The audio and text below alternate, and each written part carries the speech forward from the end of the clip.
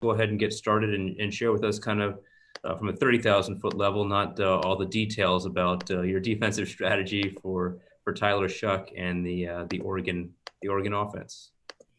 Well, the first thing I'd say is that I think our team and our defense and staff are really excited for the opportunity to play in the Fiesta Bowl. I think that's first and foremost. I think the opponent, obviously, Oregon does a lot of things offensively that force us to be our best. And I think our guys have worked extremely hard this entire season. They've worked extremely hard here in prep for this game, and look forward to playing a really talented and well-coached Oregon team on offense. Great. Thank you once again, media. If you do have a question, please use the raise your hand function and we'll get you in the queue. Identify yourself in your name and ID box and then turn your camera on. First question is from Zachary Martin from the Iowa State Daily. Coach, how just ready is Isheem Young to play this game after getting called for targeting in the first 30 seconds of the Big 12 title game? Well, I think he's very excited, obviously. And I think and I was actually joking with him the other day, he's fresh, and ready to go. So, it was a tough scenario. It always is with that penalty. And again, I think he's, like the rest of our guys, has worked very hard this entire season and these past couple of weeks. So I'm sure he's ready to go. Okay. Next, we have Paul Schaum from AZ Big Media. Hey, Coach. So I noticed with the potent offenses in the Big 12 that the one area that you guys have kind of struggled in over the last couple of years, including this season, is limiting big play receivers like Tylan Wallace and Marvin Mims. How do you see Jalen Redd and Johnny Johnson impacting the Oregon offense, and how do you plan on stopping those big plays this game? Well, those guys are tremendous players. That whole receiving core, very impressive on video. That's what we've gotten to study, whether it be this year, games that we've seen, those kind of things. I think, the skill level there is very equivalent to what we see in our conference. And it's a big challenge for us. I think our guys are very aware of those folks and the abilities that they have. We'll continue to do the things that we try to do every week. And I think our guys, again, have worked hard to do that. But it presents a huge problem, and again, as you watch the defenses that they play against in their conference, it's presented a lot of problems for them. And we're going to have to be on our game, on Saturday. Thank you. We'll go to Mark from WHO. Hey, John, in your own words, how would you describe why Mike Rose is gathering all these accolades and what he's done to earn those? I think it goes back to the adage, you get as your works deserve. He's a guy, and I've shared this before, Coach Campbell, when this whole thing started, we divided up the team a little bit, and we each had 6 different guys to call, regardless of position, whatever. And we touched base with those kids every day, sometimes twice a day, sometimes 3 times a day since, March 13th. Mike was on my call list ever since the day that I first called him. He was either going to work out, coming from working out, training, doing all those things. And I think, again, you see he's gotten as his work's deserved and has played really well. But he's trained extremely hard. Again, when those guys were at home and some of them weren't able to get back here, he's one of those guys, practices the same way. He's the same guy that we recruited, same guy since he's been here. And now he's reaping some benefits of being experienced and having played the position for a couple of years. Randy Peterson from the Des Moines Register. Morning, John. Do college football rules pertaining to the protect offensive players, do they go too far? Does it handicap defensive players? You're smiling. Does it handicap defensive players from playing their game? Well, first of all, that's a tough one. You're asking a defensive coach that question. So I just think I think all of those things, and I think I mean, I think, yeah, I think some of it is difficult for players. I don't know that I completely understand everything that the rules are saying. I understand the protection of our players. You know, I think there should be some protection also of defensive players at times. You know, I always joke with our guys at some point in time, you know, some of the things that happen to defensive players getting cut in the line of scrimmage, being cut back on. There's a lot of things I think that happen are not safe in our game. And, you know, but I'm not the guy. I haven't sat on any rules. It's, you know, that would be my fault for not ever bringing those things up. But I just think the game is meant to be played safely. I think that's first and foremost. And I think that's what they're trying to do. And so I can't, you know, when you're talking about kid safety, how could you ever say that something's wrong with, you know, people trying to be over safe? Is it hard sometimes for me to understand some of it? Sure it is.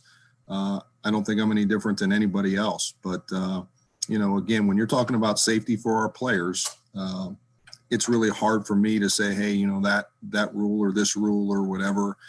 Again, I think there's some things that I think could, you know, make safety for our defensive players the same.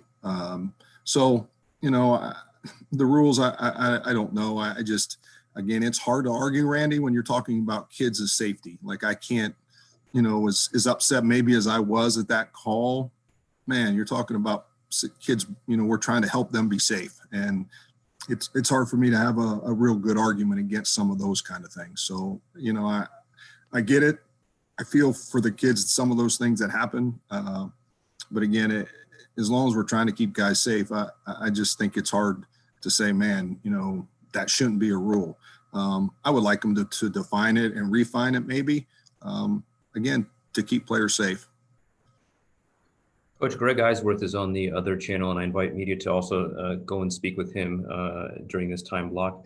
Share something about Greg and what makes him, you know, a special player for you in your secondary.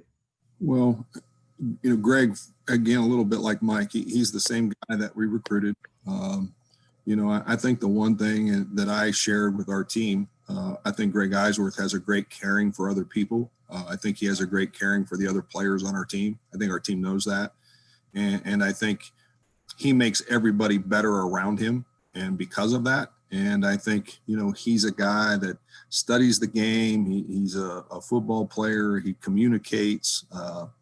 You know, he does all those things with players and coaches. And I think he's made us all better because of who he is, as well as what he can do on the field. And probably the who he is probably more important to me, and has helped us develop this defense as much as anything.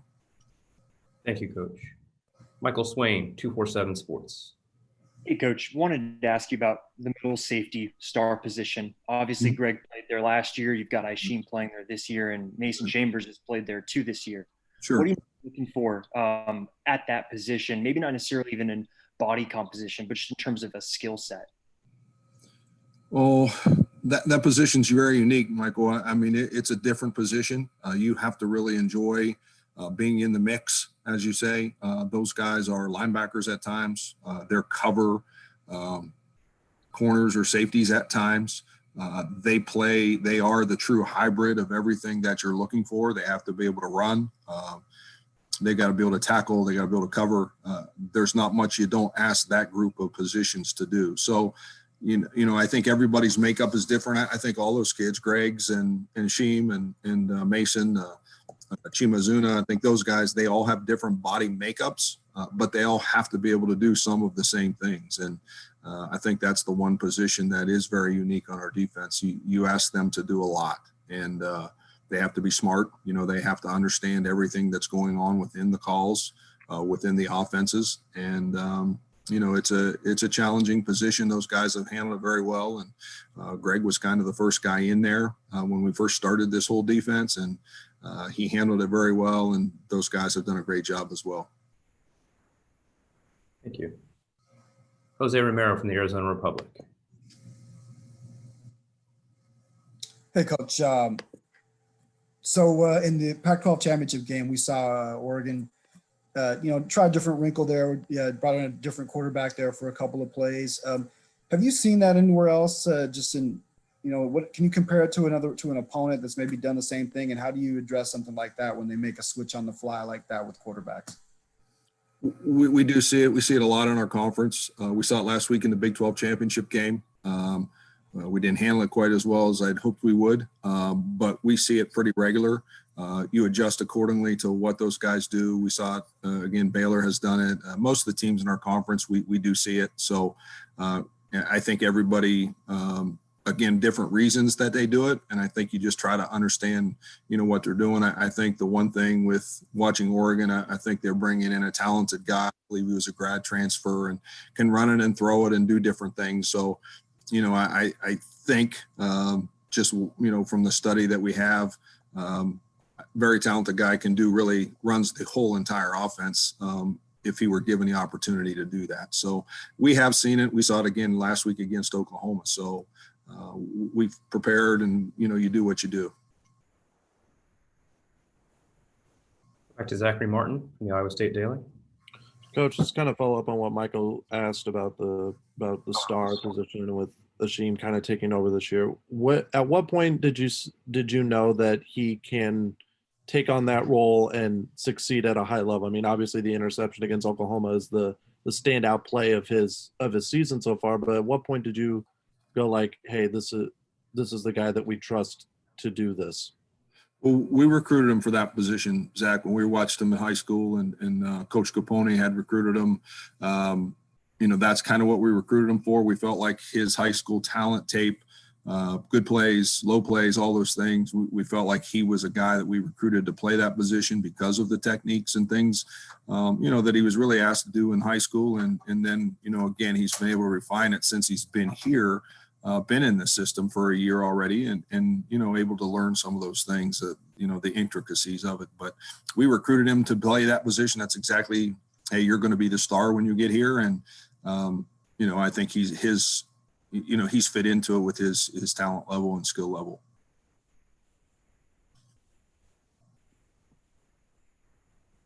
Michael, did you have a follow-up question? Yeah, I did. Actually, maybe changing gears a little bit. What do you feel like has allowed you guys to be so successful in the second halves of games? I think, both Oklahoma games, the Texas game, Baylor game, you guys have real stout defensive performances in the second half. What has contributed to maybe your guys' success in the second halves of games? Well, it's a good question. You sure would like some of those first halves to match the second halves. But I give our kids credit. I think our assistant coaches, I think we've been in the defense now a little bit, long enough. And I think a lot of it too, in fairness, is to the schematical stuff that the offenses are doing against us. We don't always know what we're going to see. We are a little bit different. We play a 3-high safety look. We play with 3 down linemen. Nobody we've watched on film, for the most part, does that. For example, against Oregon, you don't see that. So you're sitting every week trying to somewhat figure out what the opponents are going to do. And really, until you get into that game in the first quarter and the first half, you don't really have a handle on what the schemes will be or what formations or what plays. So I think our players have done a great job of adjusting. Hey, here's what's happening. I think our assistant coaches and our staff has done a good job of adjusting at halftime of here's what we're seeing, and this is how they've chosen to do what they're doing. And again, I think I give our kids credit that they come out in the second half and perform really what we've kind of sorted out happened in the first quarter or the second quarter. But I certainly sure would like it to happen a lot faster. But I think I do at the same point in time, you give our guys a lot of credit. I mean, our guys play, we compete till the end of the game. I think that's another thing that can't be taken lightly. But again, I do feel like that we are different on defense. And so we get different schematical things than what you normally see in a normal game week. And I've compared a lot of times to when I was at West Point, and, the guys on offense, those guys used to go home at 6 o'clock after practice because they weren't sure exactly what everybody was going to do. So they just blocked, what they thought, the scheme part of it, and then kind of adjusted it during the game. And I feel at times, I feel very similar to that. I don't know exactly what, a team is going to do because we just don't see them playing against other teams that do the same thing. So we try to sort it out as best we can. We try to prep the best way we can and what we've seen through experience. And then again, I think adjustments in our guys recognize what's happening has helped us. Jeff Metcalf from the Arizona Republic, you're up. What are you seeing from Oregon starting quarterback, and just generally, what's your evaluation of the kind of Oregon offense overall? What your biggest concerns are? Well, I think, really what I just alluded to a little bit there, I think, the one thing that those guys do, and I think schematically, I think they put a lot of stress, with what they do. They, in my opinion, are a triple option team. They run the midline zone. The quarterback is a factor off of that. Some of the pass game is the third phase of that, whether it be the flat pass, the screen, those kind of things. So I feel like they're a triple option team. That obviously, as a defense, you've got to take care of the dive and the quarterback and the pitch phase of it. That forces you to be very disciplined and gap sound and all of those things. I think that's first and foremost schematically. I think their skill level at the wide out, at tailback, the quarterback position, tight ends, those guys create the other matchup issues that you have to battle. So I think the scheme, I think the personnel, the quarterback specifically, he runs the football, which also is another, now it goes to 11-on-11 football, and you have to be perfect when you're playing 11-on-11 football. He has the ball in his hands, he can throw it, he can run it. They do run it with him. And so it creates a level of, what I consider, as silly as it sounds, 11-on-11 football. You have to have a guy for everybody. And not every team does that. But they do. And so that creates a lot of the issues. So I think the scheme, I think the people they have doing it. And I think, again, when you add a quarterback to all of that, that can throw it, that can run it, and then make the decisions to which one of those three he wants to do, makes it very difficult. Tremendous challenge. Mark from WHO 13, and this will be the last question for Coach. John, one more question from me about Mike Rose. Coach Campbell always talks about kind of the critical moments, and I think that's one area that you've seen Mike really come up big, just his nose for the ball and his pursuit of the ball. How much would you attribute that to the work that you touched on before that he put in way back in March and leading up to the season, or what would you attribute that steady rise to? The same thing, Mark. I think since he's gotten here, I think there's two things. One, I think his work ethic. I think first and foremost, the guy loves the game. He loves to train. He loves to prepare, loves film study. It's very important to him. A lot of personal pride in that area. The second thing I would say is, like a lot of our guys that have played in this defense now for, a couple of years, and some of our older guys, been in our system 4 years. The more you play it, the better you become at it. And the more you understand it, and where your help is coming from, and where, you don't have any help, all those kinds of things. So I think his work ethic has helped. And I think you'd be foolish to say that his experience, he's learned, he started out his first year playing true Mike linebacker. And there's times in there now that you see in games that he actually is playing Mike linebacker based on what the offenses do to us. So again, you add all those experiences. I think that helps you become a better player if you allow yourself to work and prepare as he has done. Just because you're in a system doesn't guarantee that you become better at it. Being in the system and working your rear end off guarantees that you have a chance of being better at it. So, and I think that's what he's done. Coach, I want to thank you for your time this morning. Good luck with the weather up there and getting on down here tomorrow. It's a little warmer than it is up there, and your final preparations for 75 and sunny here. That's what we hear. Yes. Take care, Coach. Have a good day. Thank I you. appreciate you.